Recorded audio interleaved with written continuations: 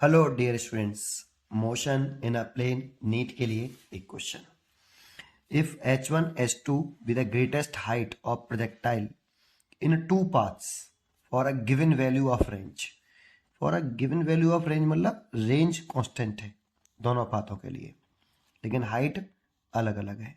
Then the horizontal range of the projectile is given by, ये चार choice रखी और हॉरिजॉन्टल रेंज ही पूछ रहा है आपसे। इसका जो की पॉइंट है, पहले मैं आपको वो बता देता हूँ। यहाँ की पॉइंट्स या आपको क्या पता होना चाहिए। पहले तो आपको ये पता होना चाहिए, जब हम एक पार्टिकल को थीटा से और इनिशियल वेलोसिटी सेम, और दूसरा पार्टिकल, ये फर्स्ट पार्टिकल है, फर्स्ट पार्टिकल है ना, ये फर्स्ट पार्टिकल को थीटा से और एंगल ऑफ प्रोजेक्शन थीटा और यू वेलोसिटी से फेंक रहे हैं, और सेकंड पार्टिकल जो है उसको हम 90 माइनस के theta but initial velocity same ऐसे फेंकते हैं, थ्रो करते हैं। तो रेंज जो है आपकी वो तो सेम आती है, बट मैक्सिमम हाइट अलग अलग होती है, टाइम ऑफ फ्लाइट भी अलग अलग होता है, और ट्रेजेक्टरी भी अलग अलग होती है। अगर चाहो तो इसको डेरिवेशन भी कर सकते हैं, लेकिन यहाँ क्वेश्चन में साफ साफ गिवन है कि for a given value of range का मतलब दो पाथों के लिए, दो पाथ हैं, उनकी मैक्सिमम हाइट अलग है लेकिन रेंज सेम है। तो एक कंडीशन लेनी पड़ेगी कि एंगल कितना कंसीडर करें। तो ये पॉइंट तो आएगा ही आएगा इसमें कि एक को थीटा एंगल से फेंकें और दूसरे को 90 माइनस के थीटा से फेंकें और इनिशियल वेलोसिटी दोनों की सेम हो, तो रेंज इक्वल होती है और मैक्सिमम हाइट अलग होती है। चाहो तो इसको आप रेंज के लिए अलग अलग करके देख सकते हो आप, कि एक बार आप रेंज का फॉर्मूला लगाओ, उसमें एक बार थीटा लिखो, एक इनिशियल एस टी यू लिखो, रेंज निकाल लो।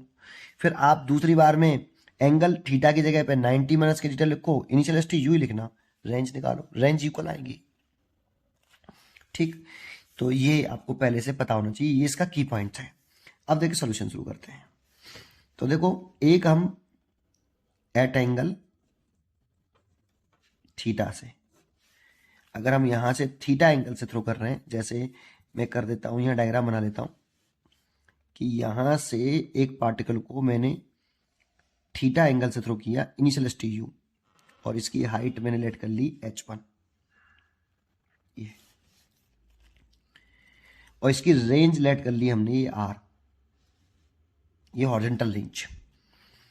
तो हॉरिजॉन्टल रेंज तो कितनी होगी, r is equal to u square sine 2 theta over जी।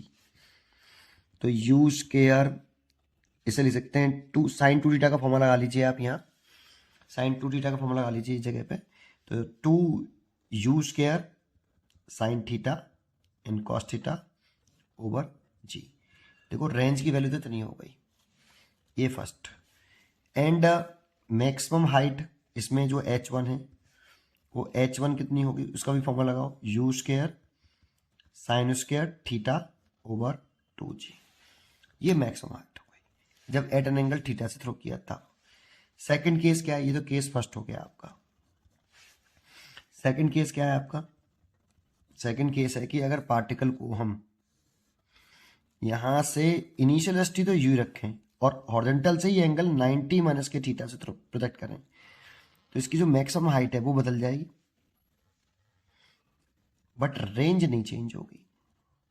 आप करके देख लीजिए, रेंज निकाल के देख लीजिए। तो देखो निकाल के दिखा देता हूँ।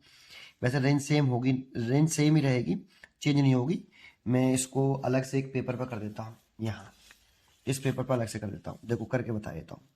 रेंज इज इक्वल टू, अब देखो रेंज का ये वाला फॉर्मूला लगाइए आप, ये वाला है ना, ये वाला लगा लीजिए। कौन सा, ये रहा, ये रहा। यू स्क्वायर तो इनिशियल वेलोसिटी तो सेम ही रखना है, साइन 2 थीटा की जगह पे लिखना है कितना, 90 माइनस के थीटा, क्योंकि यहाँ पे थीटा से थ्रो कर रहे थे और यहाँ 90 माइनस के थीटा से कर रहे हैं, डिवाइड बाई जी। 2 का मल्टीप्लाई कर लीजिए, यू स्क्वायर साइन 180 माइनस के 2 थीटा डिवाइड बाई जी।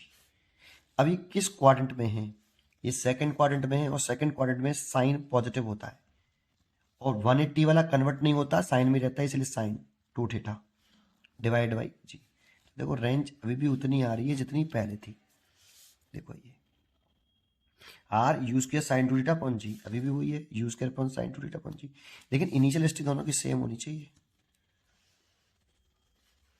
केवल एंगल बदलना है, एक थीटा और एक 90 माइनस कीजिए। रेंज सेम रहती है, मैक्सिमम हाइट अलग बदलती है और टाइम ऑफ फ्लाइट बदलता है, ट्रैजेक्टरी भी बदल जाती है। जब मैक्सिमम हाइट बदलेगी ट्रैजेक्टरी तो बदली जाएगी। तो रेंज तो इतनी रहेगी जितनी ऊपर है उतनी, लेकिन मैक्सिमम हाइट का फॉर्मूला क्या होगा, H2 बराबर you square sine square 90 minus के थीटा ओवर 2g। तो H2 इज टू हो जाएगा यू स्क्वायर, ये फर्स्ट क्वाड्रेंट में है और फर्स्ट में साइन पॉजिटिव होता है और 90 वाला कन्वर्ट हो जाता है कॉस में, इसलिए कॉस स्क्वायर थीटा हो जाएगा ये डिवाइड बाई 2g। ये देखो, तो एक इक्वेशन इसे डाल लेते हैं और एक इक्वेशन ये डाल लेते हैं। तो रेंज दोनों में सेम है, रेंज की वैल्यू दोनों में इतनी है और हाइट की वैल्यू ये है और एक हाइट की वैल्यू ये है। अब जरा सोचो, बस इमेजिन करो, है ना, हमारी 4 चॉइस होती हैं। अब इसमें डायरेक्टली लोग क्या करते हैं, मल्टीप्लाई करना शुरू कर देते हैं। हमें कैसे मालूम पड़ेगा कि मल्टीप्लाई करना है ना, ऐड करनी क्यों नहीं करना। तो ना सिंपल से सोचो आप, देखो रेंज के फॉर्मूले में साइन थीटा और कॉस थीटा मल्टीप्लाइड में है कि एडिशन में है। रेंज के फॉर्मूले में यहां देखो, इस जगह पे साइन थीटा और कॉस थीटा मल्टीप्लाइड में है। तो सोचो अगर मैं H1 H2 का मल्टीप्लाइड करूंगा तभी तो साइन उसका थीटा कॉस उसका थीटा मल्टीप्लाइड में आएगा, क्योंकि रेंज के फॉर्मूले में है। मेरे को रेंज की वैल्यू निकालनी है यहाँ, horizontal range of the projectile is given by. तो रेंज का और H1 H2 का रिलेशन निकालना है, ये समझ लो। तो इसके लिए अगर मैं H1 H2 का मल्टीप्लाइड करूंगा तभी रेंज के फॉर्मूले में साइन थीटा और कॉस थीटा मल्टीप्लीकेशन में है, इसीलिए मेरे को मल्टीप्लाई करना चाहिए।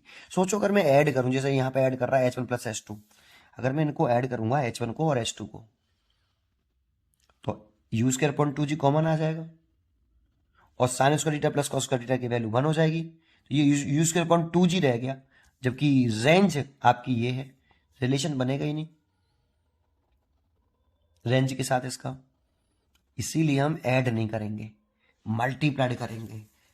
ठीक, अगर आपको ये बात समझ में आएगी तो क्या करें, सेकंड का मल्टीप्लाइड कर लो थर्ड में, करेंगे तो क्या होगा, H1 मल्टीप्लाइड बाई H2 बराबर, H1 की वैल्यू देखो u square sign square theta over 2g multiplied by you square cos square theta over 2g।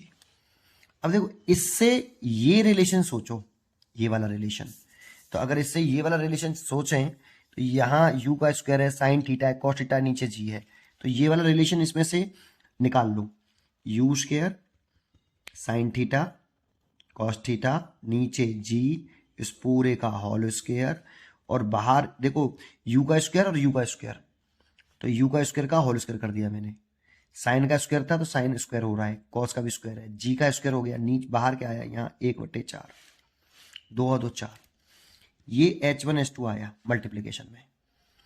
ठीक साहब, लेकिन यहां पर अब देखो मैं u square sine theta upon cos theta upon g की जगह पे लिखूं तो u square sine theta cos theta upon g, लेकिन ये 2 एक्स्ट्रा दिख रहा है यहाँ पे, ये रहा 2, इसमें 2 है नहीं है।